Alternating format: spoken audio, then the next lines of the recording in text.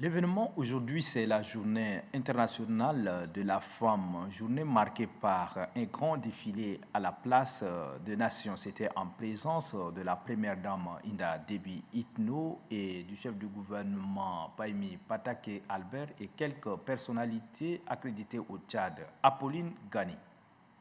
Cérémonie riche en couleurs qui marque la célébration de la Journée internationale de la femme édition 2017. Une journée qui a motivé le déplacement de la première dame Inda Déby Itno pour communier avec ses sœurs. Le chef du gouvernement Paimi Patake Albert et le président de l'Assemblée nationale Haroun Kabadi ont rehaussé de leur présence au bal de la Journée internationale de la femme. Une fois par an, cela n'est à mettre de côté, les femmes du secteur privé et public ont reçu de leurs supérieurs l'accord pour se rendre à la place de la nation.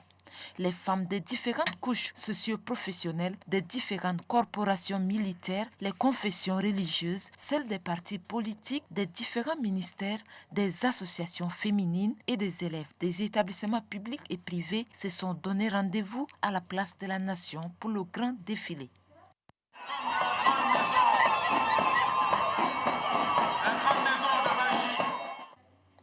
Diverses motions de recommandations ont été adressées à la première dame Inda Déby Itno à cette journée qui a toujours mis tout à l'œuvre pour le bonheur de la femme tchadienne, au rang desquelles l'on peut citer l'hôpital mère et enfants, la maison de la femme et la fondation Grand Cœur qui vient une fois de plus témoigner son engagement pour la cause féminine. Les femmes sont appelées à l'égalité dans le milieu du travail et de promouvoir la participation des femmes à la vie économique. Au Tchad, si les femmes sont peu représentées dans les emplois formels, il n'en demeure pas moins que ce sont elles qui tiennent le plus le secteur informel. Cet état de fait traduit certainement les faibles opportunités qui s'offrent à elles pour accéder au marché du travail. Cet accès limité à l'emploi rémunéré trouve sa justification à travers les facteurs socio-culturels qui limitent la scolarisation et le maintien des filles à l'école, à la formation des femmes dans les secteurs porteuses. Se référant au thème de la Journée internationale des droits des femmes de cette année, le ministère de la Femme invite les hommes à mettre fin à toutes les formes de discrimination à l'égard des femmes et des filles et à éliminer toutes les pratiques préjudiciables telles que le mariage des enfants, le mariage précoce ou encore forcé et la mutilation génitale féminine. La commémoration de la Journée internationale de la femme sous le thème susmentionné nous interpelle quant à l'accès des femmes au marché du travail en vue de leur pleine autonomisation. Des efforts sont certes faits par le gouvernement sous la direction de son Excellence Idriss Déby Itno, président de la République du Tchad, chef de l'État, mais des défis restent encore à relever.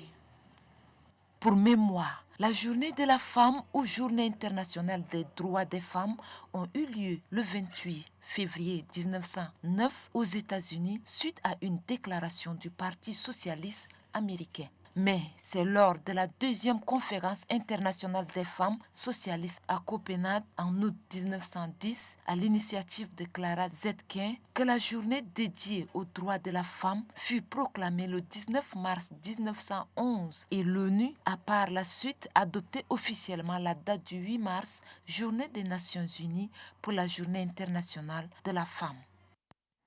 Le chef du gouvernement Paimi Patake Albert et le coordonnateur résident du système des Nations Unies au Tchad qui ont suivi de bout en bout le déroulement de la cérémonie exhortent les femmes à une prise de conscience.